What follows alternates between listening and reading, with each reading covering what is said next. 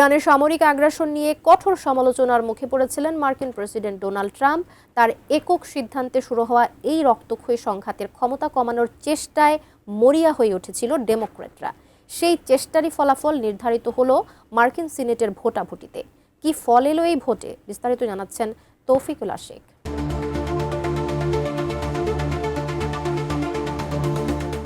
Iran যুক্তরাষ্ট্র যুদ্ধের ফলে বিশ্বব্যাপী জ্বালানির মূল্য বৃদ্ধি এবং নিজের কাজের সমালোচনায় পড়ে কঠিন পরিস্থিতির মুখোমুখি হন মার্কিন প্রেসিডেন্ট ডোনাল্ড ট্রাম্প। ফলে যুদ্ধ বন্ধে শান্তি চুক্তি তৎপরতা বাড়তে থাকে। তবে পাকিস্তানের মধ্যস্থতায় শান্তি চুক্তির চেষ্টা চলমান থাকার মাঝেই ট্রাম্পের যুদ্ধ ক্ষমতা নিয়ে ভোটাভুটি হয়ে গেল মার্কিন সিনেটে।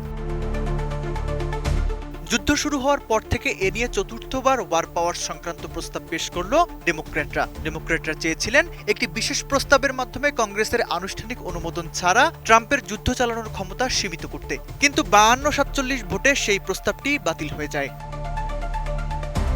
আমি বুঝি নির্মাণের শিল্প, সালাম স্টিল বোঝে durability. Salam steel, most durable steel. কেনটাকির সিনেটর র্যান্ড পল ছাড়া সব রিপাবলিকান সদস্য ট্রাম্পের পাশেই দাঁড়িয়েছেন। বুধবার ভোটে র্যান্ড পল ছিলেন একমাত্র রিপাবলিকান যিনি ডেমোক্র্যাটদের প্রস্তাবে সায় দেন। অন্যদিকে ডেমোক্র্যাটদের মধ্যেও দেখা গেছে নাটকীয় ফাটল।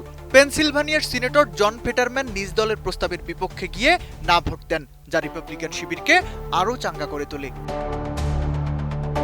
এই ভোটের মাধ্যমে একটি বিষয় পরিষ্কার, ইরান যুদ্ধ শুরুর 6 সপ্তাহ পেরিয়ে গেলেও রিপাবলিকান পার্টির সিংহভাগ সদস্য এখনও ডোনাল্ড ট্রাম্পের সামরিক সিদ্ধান্তের উপর অটল আস্থা রেখেছেন। এখন ট্রাম্প চাইলেই যুদ্ধ চালিয়ে যেতে পারবেন।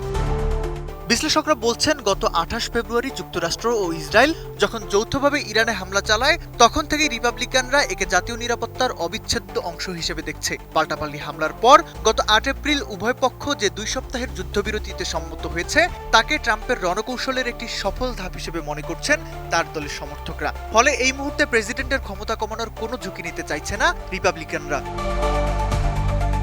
ডেমোক্রেটিক পার্টির নেতারা অবশ্য পরাজয় মেনে নিয়েও পিছু হটতে রাজি নন। তারা জানিয়েছেন, যতদিন না এই সংঘাত শেষ হচ্ছে বা কংগ্রেস আনুষ্ঠানিকভাবে যুদ্ধের অনুমোদন দিচ্ছে, ততদিন তারা এই ধরনের প্রস্তাব বারবার উত্থাপন করবেন। তাদের মতে, একক সিদ্ধান্ত নিয়ে যুদ্ধ চালানোর এই সংস্কৃতি মার্কিন গণতন্ত্রের জন্য দীর্ঘমেয়াদী ঝুঁকি তৈরি করছে।